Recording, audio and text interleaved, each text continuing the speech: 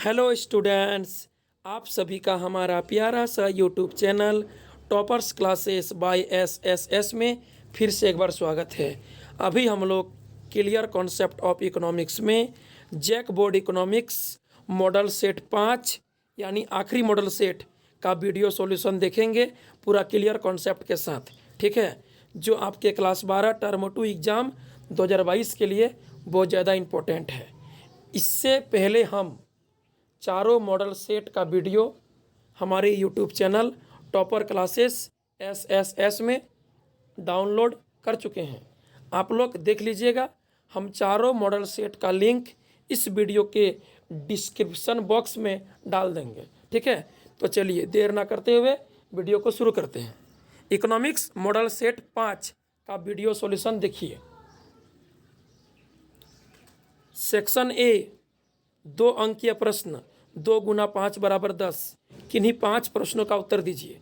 पहला प्रश्न है, the general theory of employment interest and money नामक पुस्तक किसने लिखी थी। क्वेश्चन बोल रहा है the general theory of employment interest and money नामक पुस्तक किसने लिखी थी। तो इसका उत्तर हो जाएगा J.M. किन्स ने 1936 में। याद रखिएगा, J.M. किन्स ने 1936 में। सेकंड प्रश्न है, माल सूची में नियोजित संचय से क्या तात्पर्य है। क्वेश्चन बोल रहा है माल सूची में नियोजित संचय से क्या तात्पर्य है। तो इसका सही उत्तर हो जाएगा वह माल सूची संचय जिसके लिए पहले से योजना बनाई गई है नियोजित माल सूची संचय कहलाता है। यह सदैव धनात्मक होता है। क्या समझ में आया। वह माल सूची संचय जिसके लिए पहले से योजना बनाई गई है नियोजित माल सूची संचय कहलाता है। यह सदैव पॉजिटिव होती है। अगला प्रश्न है प्रश्न नंबर 3, केंद्रीय बैंक एवं व्यापारिक बैंक में कोई एक अंतर लिखिए। सेंट्रल बैंक और कमर्शियल बैंक में क्या अंतर है। तो इसका उत्तर होगा केंद्रीय बैंक यानी सेंट्रल बैंक मुद्रा जारी करती है परंतु व्यापारिक बैंक मुद्रा जारी नहीं कर सकती है। ठीक है, यानी सेंट्रल बैंक नोट छाप सकता है, नोट छापता है, लेकिन कमर्शियल बैंक नोट छाप नहीं सकता है। ठीक है, और केंद्रीय बैंक बैंकों का बैंक होता है, देश में पूरे बैंकिंग प्रणाली को संचालित करती है, लेकिन व्यापारिक बैंक कमर्शियल बैंक एक आम जनता का बैंक होता है। वह आम जनता से धन जमा लेती है और उसे ऋण सुविधाएं प्रदान करती है। ठीक, अगला प्रश्न है क्वेश्चन नंबर 4, टैक्स की परिभाषा दीजिए। कर क्या होता है। कर मतलब टैक्स का डेफिनेशन देना है। ठीक है, यह एक अनिवार्य या आवश्यक भुगतान है जो एक व्यक्ति या फर्म द्वारा सरकार को दिया जाता है, परंतु सरकार द्वारा उस व्यक्ति या फर्म को डायरेक्ट रूप में कोई लाभ नहीं मिलता है। टैक्स किसको बोलते हैं। टैक्स वह अनिवार्य या आवश्यक भुगतान है जो एक व्यक्ति या फर्म द्वारा सरकार को दिया जाता है, परंतु सरकार की तरफ से उस व्यक्ति या फर्म को कोई विशेष लाभ नहीं मिलती है। ठीक है, क्योंकि टैक्स से प्राप्त राशि का उपयोग सार्वजनिक कल्याण के लिए, आर्थिक विकास के लिए खर्च होता है। ठीक है, छात्रवृत्ति, वृद्धा पेंशन, गरीब के कल्याण के लिए खर्च होता है। चलिए आगे पढ़ेंगे हम लोग। क्वेश्चन नंबर 5, उपभोक्ता वस्तुओं से आप क्या समझते हैं। बोलता है कंज्यूमर गुड्स क्या होता है। क्वेश्चन नंबर 5 कह रहा है उपभोक्ता वस्तु से आप क्या समझते हैं। उत्तर, वह वस्तुएं जिसका प्रयोग उपभोक्ता अंतिम उपभोग के लिए करते हैं उसे उपभोक्ता वस्तु कहते हैं। उपभोक्ता वस्तुएं आगे किसी उत्पादन प्रक्रिया में भाग नहीं लेता है, यह एक प्रकार की अंतिम वस्तुएं होती है। वह वस्तुएं जो अंतिम होती है, जिसका प्रयोग उपभोक्ता अंतिम रूप में करता है, जो उत्पादन प्रक्रिया में भाग नहीं लेगा, जिससे आगे कोई नया वस्तु नहीं बनेगा, उसे उपभोक्ता वस्तु कंज्यूमर गुड्स कहेंगे, जो हम लोग अंतिम प्रयोग के लिए खरीदते हैं, यूज करते हैं। आगे क्वेश्चन है क्वेश्चन नंबर 6, निवेश गुणक की धारणा किसने दी। निवेश गुणक जिसका सिंबल के होता है। ठीक है, निवेश गुणक बराबर होता है कि आय में परिवर्तन बटे निवेश में परिवर्तन को निवेश गुणक कहते हैं। तो निवेश गुणक का धारणा किसने दिया है, निवेश गुणक के बारे में किसने बताया है। तो बताया है J.M. किन्स ने। याद रखिएगा, J.M. किन्स ने निवेश गुणक के बारे में बताया है। अगला प्रश्न है क्वेश्चन नंबर 7, अवमूल्यन क्या है। अवमूल्यन क्या है? समझिए, अवमूल्यन का अर्थ है घरेलू मुद्रा की कीमत में कमी होना, जिससे विदेशी मुद्रा महंगी हो जाती है। ठीक है, अर्थात सरकार द्वारा जब जानबूझकर स्वयं घरेलू मुद्रा की कीमत में कमी की जाती है तो उसे अवमूल्यन कहा जाता है। अवमूल्यन का अर्थ है मेरा देश का मुद्रा सस्ता होना और उसके तुलना में विदेशी मुद्रा महंगा होना। सरकार द्वारा जब स्वयं जानबूझकर घरेलू मुद्रा के मूल्य में कीमत में कमी की जाती है तो उसको अवमूल्यन कहते हैं। ठीक है, मुद्रा के मूल्य में कमी कहते हैं, जिससे विदेशी मुद्रा महंगी हो जाती है। ठीक, चलिए अगला है सेक्शन बी। सेक्शन बी में 3 अंकीय प्रश्न है। 3 गुना 5 बराबर 15। किन्हीं 5 प्रश्नों का आपको जवाब देना है। ठीक है, पहला प्रश्न है 8 नंबर। पहला प्रश्न है 8 नंबर। देखिए क्या बोल रहा है, समझिए। किसी देश की अर्थव्यवस्था में सरकार की भूमिका का उल्लेख करें। किसी देश की अर्थव्यवस्था में सरकार की भूमिका का उल्लेख करना है कि सरकार क्षेत्र किसको बोलेंगे, सरकार क्षेत्र का क्या काम होता है, एक अर्थव्यवस्था में सरकार का क्या महत्व है। तो समझिए, सरकार क्षेत्र गवर्नमेंट सेक्टर क्या होता है। सरकार क्षेत्र से अभिप्राय उस संगठन से है जो जनता को सुरक्षा, कानून, न्याय, पुलिस, प्रशासन, शिक्षा, स्वास्थ्य आदि सेवाएं निःशुल्क फ्री में प्रदान करती है और लोगों की सेवाओं के लिए आर्थिक क्रियाओं का संचालन करती है। सरकारी नीति योजना तंत्र का प्रयोग करके केंद्रीय समस्याओं को सॉल्व करती है। ठीक है, जैसे सरकार पूंजीपतियों एवं फर्मों पर टैक्स लगाकर आय प्राप्त करती है और उसे सार्वजनिक कार्यों में खर्च करती है। यदि सरकार कुछ भी बचत करती हो तो मुद्रा बाजार बैंक में आ जाती है और घाटे का स्थिति में सरकार बैंक से कर्ज ले लेती है। सरकार परिवार क्षेत्र को हस्तांतरण भुगतान जैसे वृद्धा पेंशन, छात्रवृत्ति आदि देती है और फर्म क्षेत्र को आर्थिक सहायता देती है। ठीक है, यानी सरकार क्षेत्र का उद्देश्य होता है कि वह जनता को सुरक्षा, कानून, न्याय, पुलिस, प्रशासन, शिक्षा, स्वास्थ्य का व्यवस्था करे, आर्थिक क्रियाओं का निःशुल्क संचालन करे।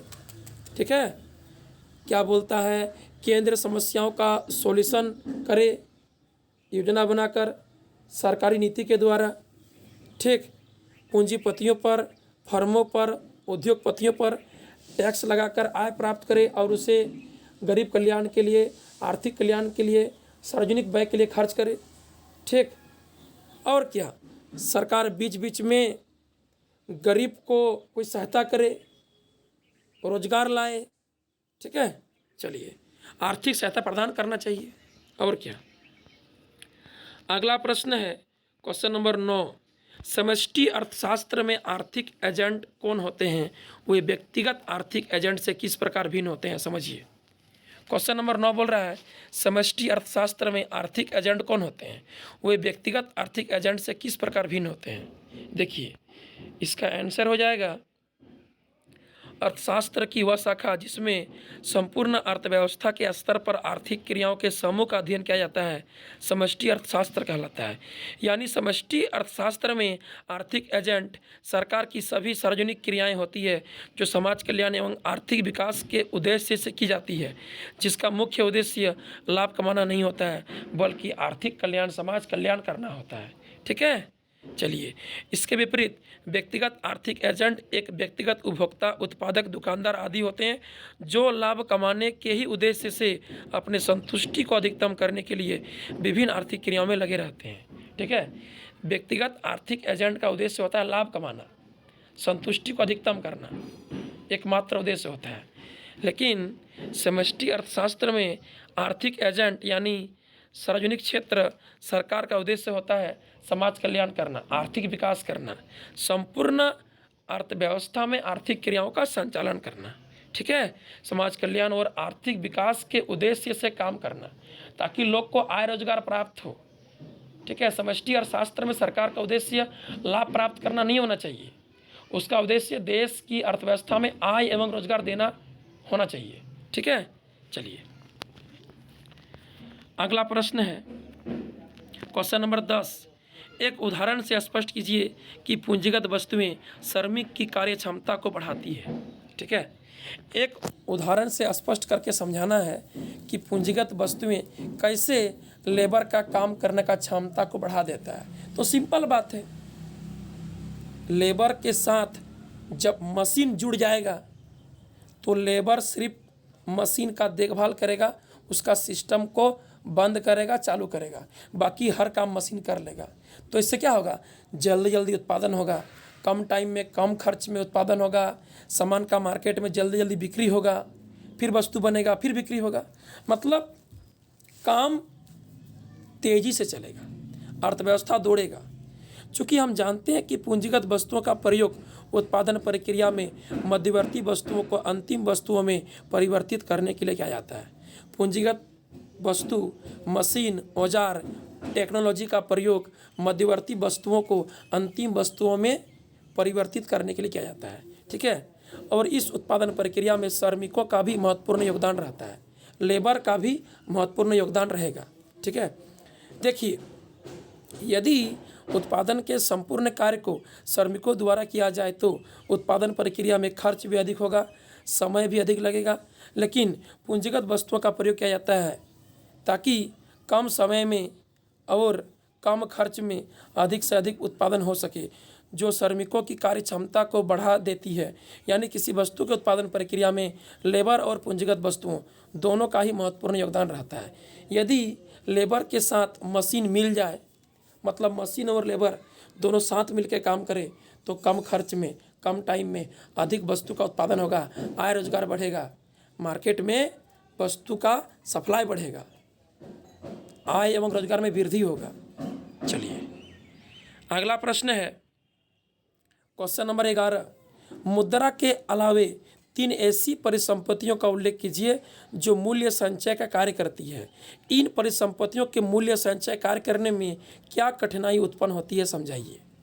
बोलता है जिस तरह से मुद्रा टिकाऊ होता है, मुद्रा मूल्य को स्थिर रखता है, मुद्रा में उपयोगिता होता है, उस तरह का 3 और एक्स्ट्रा वस्तु का एग्जाम्पल देना है जो मूल्य संचय का कार्य कर सके।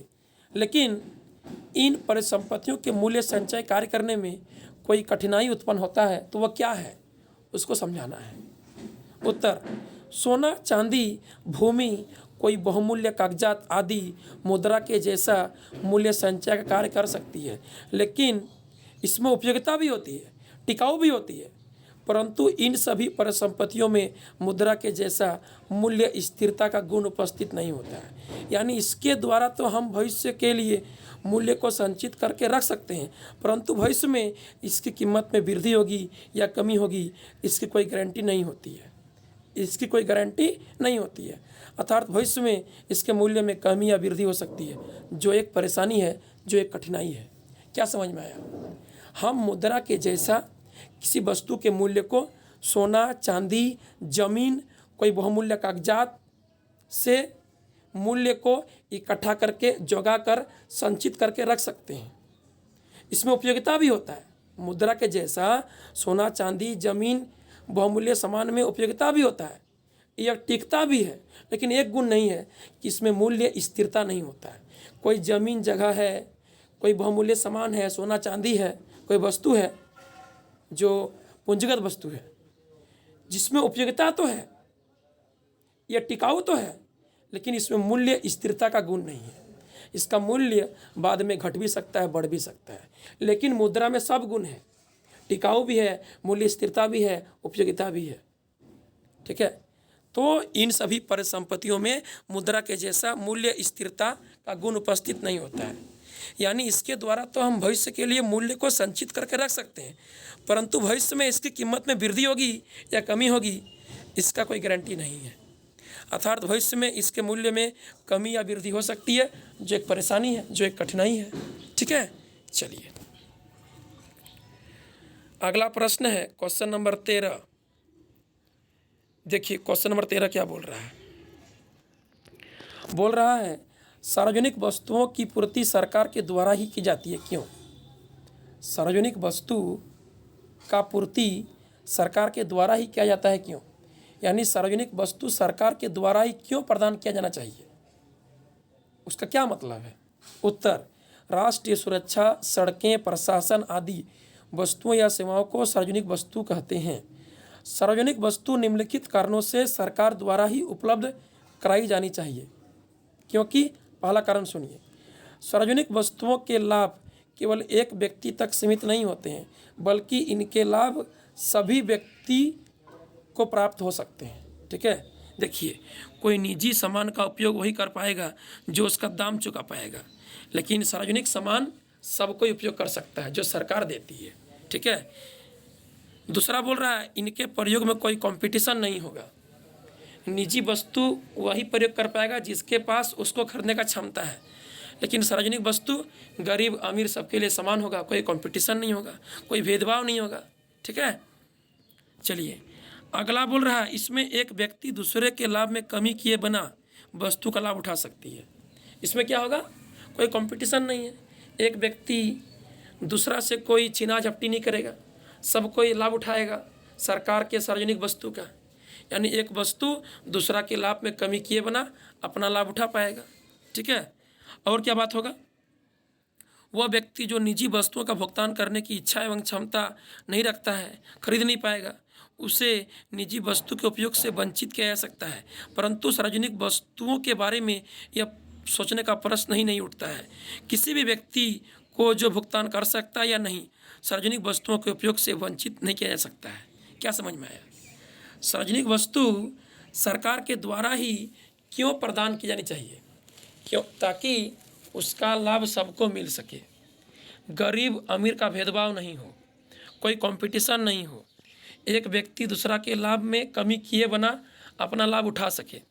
ठीक है, सार्वजनिक वस्तुओं के लाभ केवल एक व्यक्ति तक सीमित नहीं होता है, बल्कि सबके लिए होता है, सब कोई लाभ उठा सकता है। ठीक है, निजी व्यक्ति को तो सब वस्तु मिल जाएगा अपना पैसा के हिसाब से। यदि पैसा है तो निजी वस्तु निजी व्यक्ति को मिल जाएगा आराम से, कोई दिक्कत नहीं है। लेकिन सार्वजनिक वस्तु सबके लिए बराबर है, कोई गरीब है, कोई अमीर है, किसी के पास पैसा है चाहे नहीं है, सबको इस वस्तु का लाभ मिलेगा, सरकार के सार्वजनिक वस्तु का। इसलिए बोल रहा है कि सार्वजनिक वस्तु सरकार के द्वारा ही प्रदान की जानी चाहिए, ताकि कोई भेदभाव नहीं हो, लड़ाई झगड़ा नहीं हो। ठीक है, कोई प्राइवेट लोग है चाहे सरकारी लोग है, सब कोई यूज कर सके, गरीब अमीर सब कोई समान रूप से इसका फायदा उठा सके, लाभ उठा सके। चलिए अगला प्रश्न है, व्यापार संतुलन में अदृश्य मदों को स्पष्ट कीजिए। 14 नंबर प्रश्न है, व्यापार संतुलन में अदृश्य मदों को स्पष्ट कीजिए। अदृश्य मदें, इनविजिबल आइटम्स, क्या होता है समझिए। इसमें सभी प्रकार की सेवाओं का मूल्य शामिल किया जाता है। इसे अदृश्य मदें इसीलिए कहा जाता है क्योंकि ये सेवाएं किसी पदार्थ की नहीं बनी होती है, जैसे सूचना, बैंकिंग, जहाजरानी, जहाज चलाने का काम आदि। अदृश्य मदों को व्यापार संतुलन में शामिल नहीं किया जाता है, इसे भुगतान संतुलन में शामिल किया जाता है। क्या समझ में आया? अदृश्य मदें क्या होता है? एक देश का अलग देश के साथ होने वाला आयात निर्यात में वैसा सेवा जो किसी रियल पदार्थ का बना हुआ नहीं होता है, जो भौतिक वस्तु नहीं होता है, बल्कि जो सेवा होता है। ठीक है, जैसे सूचना हो गया, अलग देश का सूचना हम लोग प्राप्त करते हैं, बैंकिंग के बारे में, जहाजरानी, जहाज चलाने का काम आदि अदृश्य मदें होती है, जो रियल कोई भौतिक वस्तु, कोई पदार्थ का बना नहीं होता है, इसीलिए इसको अदृश्य मदें कहा जाता है। इसको हम रियल पदार्थ के रूप में देख नहीं पाएंगे।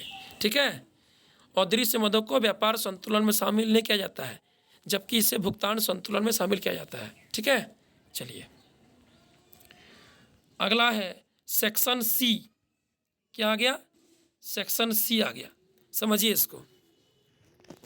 15 नंबर क्वेश्चन, राष्ट्रीय आय के वर्तुल प्रवाह के 2 क्षेत्रीय मॉडल की व्याख्या कीजिए। राष्ट्रीय आय में आय के चक्रीय प्रवाह यानी वर्तुल प्रवाह के 2 क्षेत्रीय मॉडल की व्याख्या करने बोल रहा है।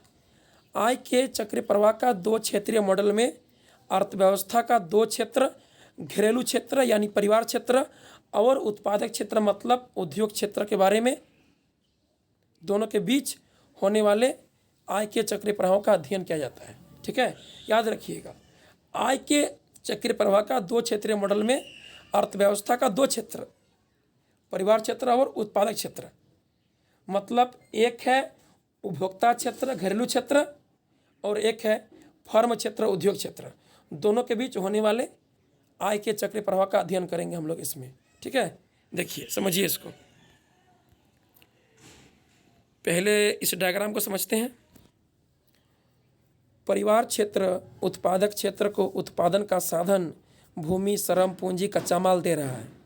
तो बदले में उत्पादक क्षेत्र उसको परिवार क्षेत्र के साधन के बदले साधन का भुगतान, यानी ज़मीन के बदले लगान, भाड़ा दे दिया, दाम दे दिया ज़मीन का, लेबर के बदले मजदूरी दे दिया, पूंजी के बदले ब्याज दे दिया, कच्चा माल के बदले पेमेंट कर दिया।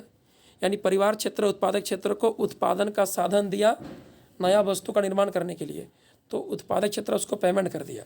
ठीक है, बाद में जब उत्पादक क्षेत्र नया वस्तु सेवा का निर्माण करके मार्केट में लाएगा वस्तुएं एवं सेवाएं, तो वह परिवार क्षेत्र की ओर आएगा, और परिवार क्षेत्र उसके अंतिम वस्तुओं एवं सेवाओं पर अपना पैसा खर्च करेगा, यानी वस्तुओं एवं सेवाओं पर उपभोग व्यय करेगा। ठीक है, यदि परिवार क्षेत्र का कुछ पैसा बचता है तो उसको बोलेंगे लीकेज, यानी सेविंग बोलेंगे। ठीक है, लीकेज में आ जाएगा सेविंग, बचत का पैसा। और यदि परिवार क्षेत्र अपना बचत का पैसा बैंक में जमा कर देता है तो वह उत्पादक क्षेत्र इन्वेस्ट करने के लिए लोन ले लेगा, यानी अर्थव्यवस्था में फिर से पैसा आ गया तो हो जाएगा इंजेक्शन, यानी इन्वेस्ट। लीकेज मतलब होता है अर्थव्यवस्था से पैसा बाहर निकलना, जो परिवार क्षेत्र सेविंग के रूप में बाहर किया था, बचत किया था। जब परिवार क्षेत्र बचत का पैसा बैंक में जमा कर दिया तो उत्पादक क्षेत्र उसको इन्वेस्ट करने के लिए लोन ले लिया, मतलब अर्थव्यवस्था में पैसा फिर से आ गया, उसको इंजेक्शन यानी इन्वेस्ट बोलेंगे। ठीक है, देखिए इस कहानी को यहाँ लिखा हुआ है, समझिए इसको। निष्कर्ष, घरेलू क्षेत्र उत्पादक क्षेत्र को साधन सेवाएं उत्पादन के साधन जैसे भूमि, श्रम, पूंजी, कच्चे माल आदि प्रदान करते हैं तथा उत्पादक क्षेत्र द्वारा उत्पादित अंतिम वस्तुओं एवं सेवाओं को उपभोग करते हैं। हम लोग आते हैं परिवार क्षेत्र में। हम लोग उत्पादन का साधन देते हैं फैक्ट्री वाला को, और फैक्ट्री वाला हम लोग को अंतिम वस्तु सेवा बना के देता है।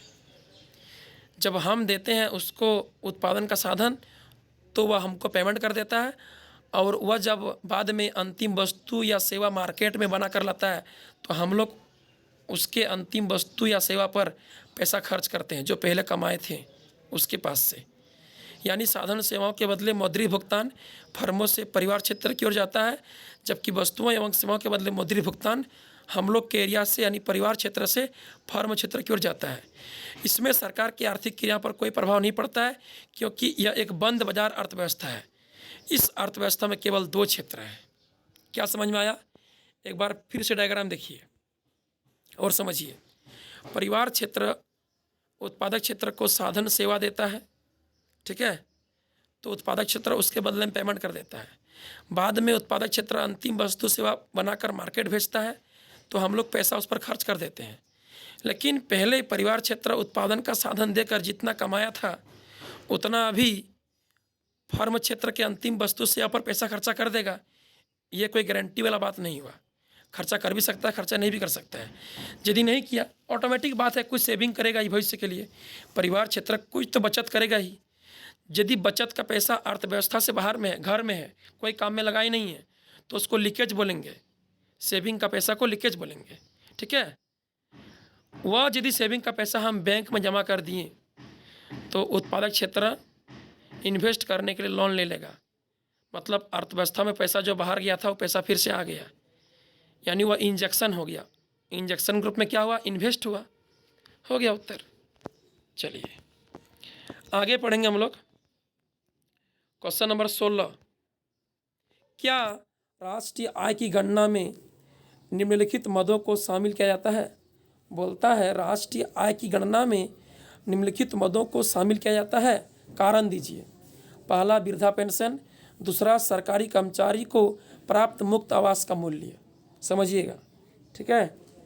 बोलता है राष्ट्रीय आय के कैलकुलेशन में वृद्धा पेंशन को और सरकारी कर्मचारी को प्राप्त मुक्त आवास का मूल्य को दोनों को शामिल किया जाता है। कारण देना है, हाँ तो हाँ क्यों, नहीं तो नहीं क्यों, ठीक है। समझिए पहला प्रश्न का उत्तर। ए नंबर, वरिष्ठ नागरिकों को करने वाली वृद्धा पेंशन यानी प्राप्त होने वाली वृद्धा पेंशन उसकी अपनी अर्जित आय नहीं है। वरिष्ठ नागरिकों को प्राप्त करने वाली वृद्धा पेंशन, प्राप्त होने वाली वृद्धा पेंशन उसकी अपनी अर्जित आय नहीं है, उसका अपना कमाया हुआ पैसा नहीं है। बूढ़ा बूढ़ी को जो सरकार द्वारा वृद्धा पेंशन मिलता है ये उसका अपना आय नहीं है, क्योंकि यह एक हस्तांतरण आय है और जिसके बदले में अर्थव्यवस्था में कोई सेवा प्रदान नहीं करनी पड़ती है। यानी यह सरकार द्वारा दी गई एक सहायता है, एक आर्थिक सहायता है। यह साधन आय नहीं है, यह कमाई करके प्राप्त नहीं किया है, उत्पादन प्रक्रिया में कोई योगदान नहीं देना पड़ा है, हमको फ्री प्राप्त हो गया है। इसीलिए इसको राष्ट्रीय आय के अनुमान में शामिल नहीं किया जाता है। क्या समझ में आया? वृद्धा पेंशन बूढ़ा बूढ़ी को जो प्राप्त होता है वह उसका अर्जित आय नहीं है, वह उसका कमाई करके प्राप्त आय नहीं है, वह एक हस्तांतरण आय है, ट्रांसफ़र इनकम है। जो पूंजीपति लोग, बड़ा बड़ा कंपनी लोग, फर्म लोग टैक्स देता है ना, उसी पैसा को सरकार वृद्धा पेंशन पर, छात्रवृत्ति पर खर्च करता है।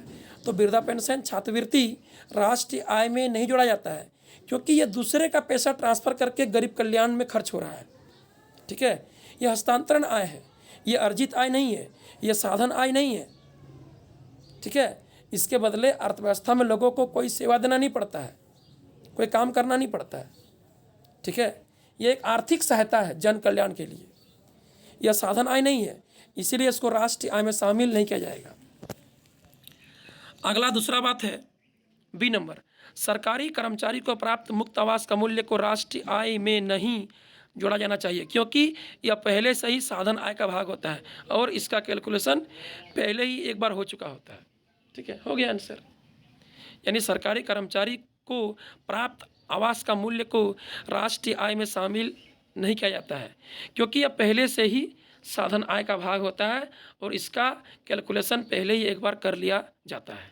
ठीक है, चलिए, मतलब दोनों को राष्ट्रीय आय में शामिल हम लोग नहीं करेंगे। कारण भी दे दिए क्यों नहीं करेंगे, क्योंकि इसको पहले ही राष्ट्रीय आय में जोड़ लिया जाता है। आगे है क्वेश्चन नंबर 17, केंद्रीय बैंक, सेंट्रल बैंक के किन्हीं दो कार्यों का वर्णन कीजिए। अंतिम प्रश्न है। ठीक है, अंतिम मॉडल सेट का अंतिम प्रश्न। क्वेश्चन नंबर 17, केंद्रीय बैंक के किन्हीं दो कार्यों का वर्णन कीजिए। सेंट्रल बैंक का दो कार्य को समझाओ। पहला कार्य,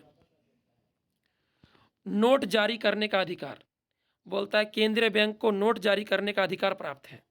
वर्तमान समय में संसार के प्रत्येक देश में नोट छापने का अधिकार केवल केंद्रीय बैंक को ही प्राप्त है और केंद्रीय बैंक द्वारा जारी किए गए सभी नोट सारे देश में स्वीकार किए जाते हैं। भारत में मुद्रा जारी करने का अधिकार केवल आरबीआई के पास है, किंतु भारत सरकार का वित्त मंत्रालय ही केवल 1 रुपया के नोट को जारी करता है। बाकी सभी प्रकार के नोट, सभी तरह के नोट एवं सिक्कों को जारी करने का काम आरबीआई करता है। क्या समझ में आया? सेंट्रल बैंक का पहला मुख्य कार्य है नोट जारी करना, जो व्यापारिक बैंक कर नहीं सकता है, कर नहीं पाता है, उसको अधिकार प्राप्त नहीं है।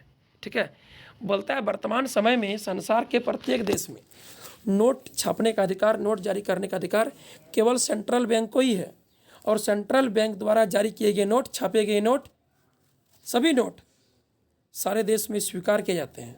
ठीक है, भारत में मुद्रा जारी करने का अधिकार केवल आरबीआई के पास है।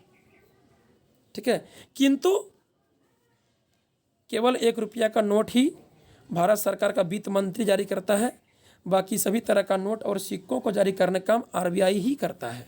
याद रखिएगा, 1 रुपया के नोट को भारत सरकार का वित्त मंत्रालय, वित्त मंत्री जारी करती है, बाकी सभी तरह का नोट, सभी तरह के सिक्कों को जारी करने का काम आरबीआई करता है इंडिया में। ठीक है, चलिए दूसरा हम ले लिए हैं बैंकों का बैंक। सेंट्रल बैंक क्या होता है? बैंकों का बैंक होता है। पूरे देश में बैंकिंग प्रणाली को संचालित करती है, पूरे देश में बैंकिंग क्रियाओं का नियंत्रण, देखभाल करती है। ठीक है, केंद्रीय बैंक देश के अन्य सभी व्यापारिक बैंकों के लिए बैंकर का कार्य करती है, अर्थात केंद्रीय बैंक का अन्य सभी व्यापारिक बैंकों के साथ वही संबंध है जो एक व्यापारिक बैंक का अपने ग्राहकों के साथ होता है। भारत में आरबीआई देश के सभी व्यापारिक बैंकों के कार्यों का नियंत्रण करती है, यानी आरबीआई सभी व्यापारिक बैंकों का एक प्रधान, एक मुख्य एक हेड बैंक होता है, एक सर्वोच्च बैंक होता है, जो बैंकों का बैंक है, जो पूरे देश में बैंकिंग प्रणाली को संचालित करती है, जो पूरे देश में व्यापारिक बैंकों के कार्यों का नियंत्रण करती है। ठीक है, केंद्र बैंक देश के अन्य सभी व्यापारिक बैंकों के लिए बैंकर का कार्य करती है। ठीक है, यानी बैंकों का बैंक केंद्र बैंक, जनता का बैंक व्यापारिक बैंक। तो केंद्र बैंक बैंकों का बैंक है, सर्वोच्च बैंक है, सभी पूरे देश के बैंकिंग प्रणाली का हेड है। ठीक है, केंद्रीय बैंक का अन्य सभी व्यापारिक बैंकों के साथ वही रिलेशन है, वही संबंध है जो एक व्यापारिक बैंक का आम जनता के साथ होता है, आम ग्राहकों के साथ होता है। ठीक है, भारत में आरबीआई देश के सभी व्यापारिक बैंकों के कार्यों का नियंत्रण करती है, यानी आरबीआई सभी व्यापारिक बैंकों का मालिक होता है। एक प्रधान, एक मुख्य बैंक होता है, एक सर्वोच्च बैंक होता है, एक हेड बैंक है। ठीक है, प्रधान है, प्रमुख बैंक है पूरे देश के लिए केंद्रीय बैंक, यानी इंडिया में आरबीआई। तो चलिए, हम लोग का 5 मॉडल सेट का सॉल्यूशन हो गया। इस वीडियो के डिस्क्रिप्शन में हम बाकी जो चारों है 1 2 3 4 उसका तो वीडियो हम बना चुके हैं, आप लोग देख लिए होंगे। फिर भी हम डिस्क्रिप्शन बॉक्स में डाल देंगे, उसको आप लोग देख लीजिएगा।